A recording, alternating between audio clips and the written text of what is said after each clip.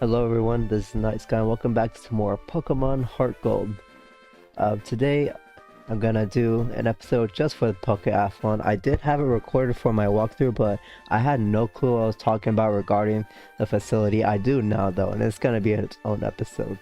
So, we're here in Northton National Park, west of Pokéathlon Dome. This is Route 35, and right after you defeat Whitney, you can unlock the whole place.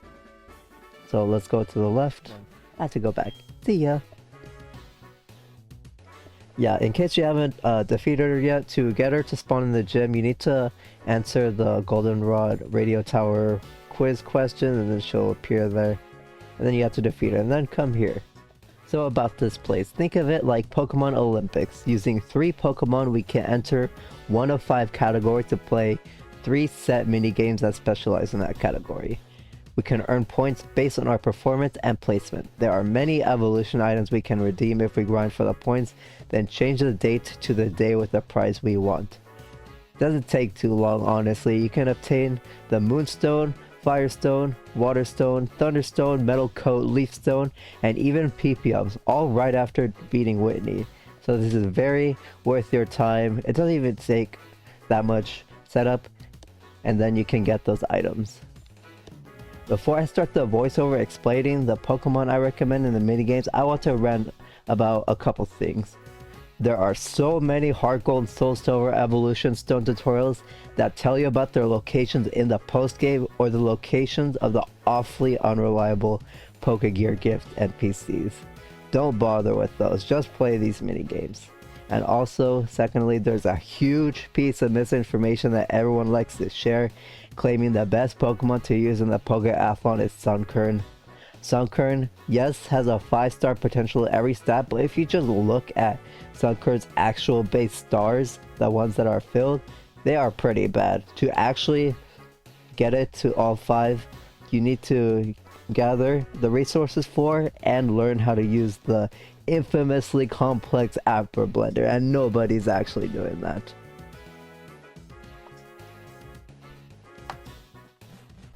With all the rants aside, we can talk about the best 3 Pokemon we have access to right now. 2 are really convenient for us. The first is your starter Pokemon. It's actually a really good balanced Pokemon for the Dome right now. And the second is Togepi, hatched from Elm's assistant in Violet City's Pokemart, specializing in speed and stamina for the second minigame. And to add much needed power to the team, the third Pokemon will be Heracross. I have a step-by-step tutorial in one of my episodes if watching a speed up isn't your thing. Heracross has found 30% of headbutt encounters in Azalea Town trees with level 3 to 5 Pokemon. An encounter is guaranteed if a tree can produce one, even with repels up. You only need to headbutt each tree once to check.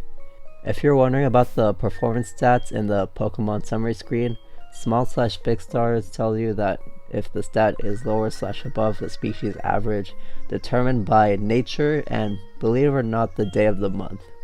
Here's a chart of the changes. Don't worry too much about it, honestly. It's more important to learn how to play the mini games. If you're serious about this place, I will talk about all the resources you need, but that is literally towards the end of this series. Now that we have our Pokemon, the course we set ourselves up to grind for is the Stamina course, and it is the easiest by far. Enter your 3 Pokemon. They don't have to be in your party, but they do need to be in a specific order of Heracross, your starter, and Togepi. We're going to play 3 minigames. These minigames are in order, they're always set: Ring Drop, Relay Run, and Block Smash. I will include hand cam of myself playing the minigame and their mechanics. In the Ring Drop minigame, tap and hold somewhere to move around, flick the stylus to tackle someone for 1 point, and tap around your Pokemon to jump to that place. If you jump on an opponent, it's worth 2 points, and knocking off an opponent gives an extra 10 points. But if you fall off on your own, meaning not by an opponent, you'll lose 10 points.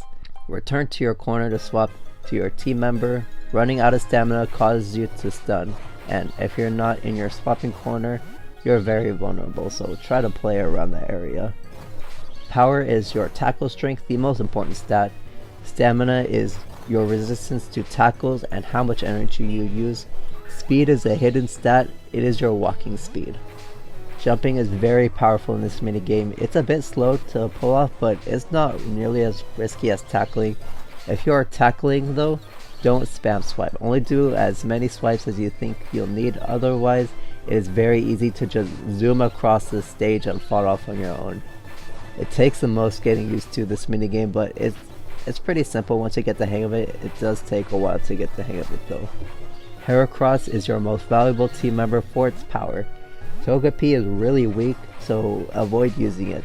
Only do so when you see weak Pokemon on the stage.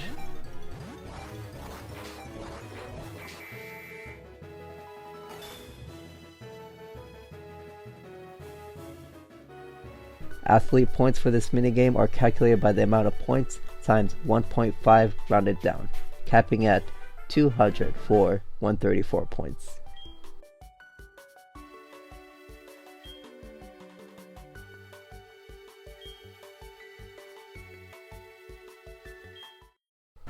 Relay Run, the second minigame, is the easiest minigame in the Pokéathlon Dome, not just the stamina course.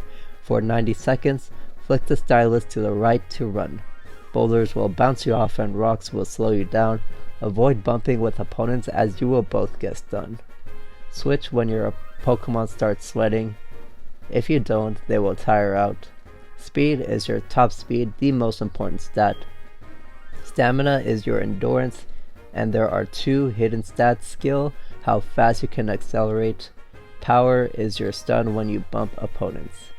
Your flicks can be pretty short to get the highest possible speed, and the same when you angle your flicks to avoid obstacles and players. I like hanging out at the top or bottom of the racetrack and just flick to the other side when I see an opponent or obstacle. Togepi shines in this minigame with its high speed and decent stamina.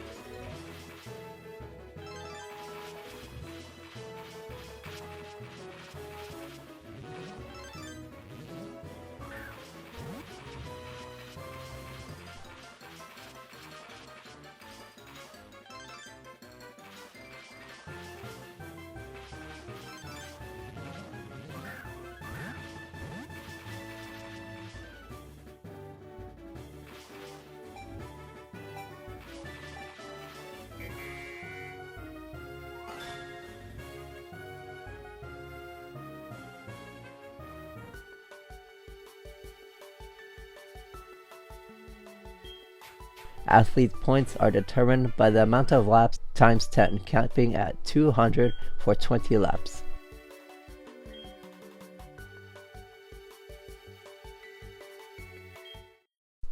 The final minigame, Block Smash. The strat needs you to have entered the course in the correct order of Heracross, Starter, Togepi. You have to tap the slabs of stone to break them.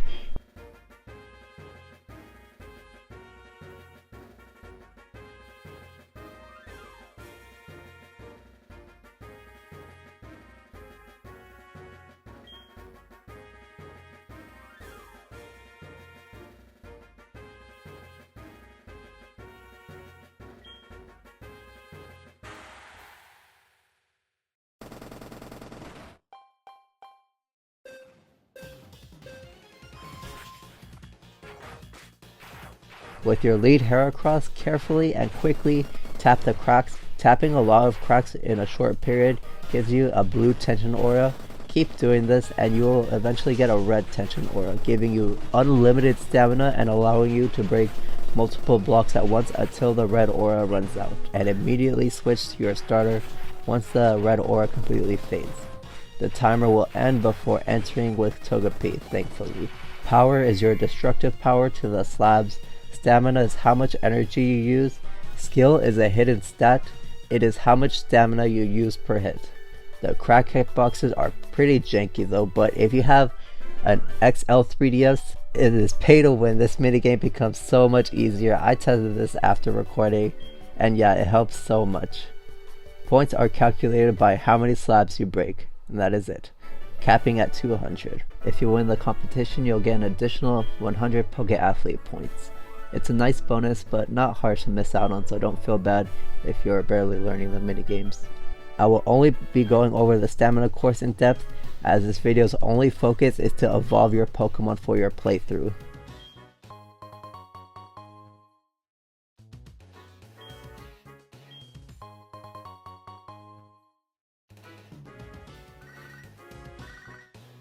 Okay, with that, we finally have enough points, 2500 for whatever stone that we want. All we have to do is save the game and change the day to the day that has the prize that we want. So let's say if we want a leaf stone, which is only given out on Saturdays, so let me save the game and change my day to a Saturday.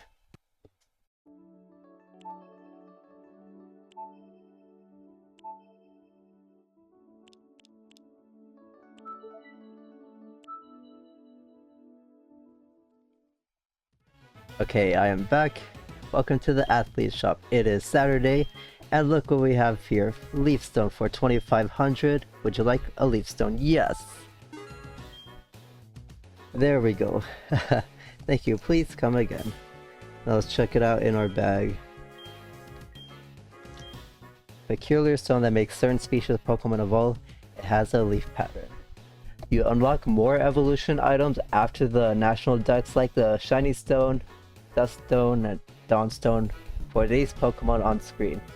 And of course you have access for more Pokemon, but if you only want to evolve like one or two, the current Pokemon we have, like they're more than serviceable. That's gonna be it for, oh wait. Oh, and also, this right NPC to the right of the admissions counter, welcome. The data card, which contains Pokéathlon records, is sold here. Would you like to buy a data card? Yes. It's 500. Okay. Yeah, these keep track of your Pokéathlon stats, as you can see on screen. They're pretty expensive for what they are. Well, that's gonna be it for this episode. I decided to make the Pokéathlon grinding its own video because I thought it would be much easier to find and reference. I hope you did find it useful, but that's gonna be it from me for today. Thank you all for watching. In the next episode, I'm gonna be continuing in the Let's Play and decide what I want to do during editing, because I am in fact recording this after the Leap 4. But yeah, anyways, hope to see you in the next one.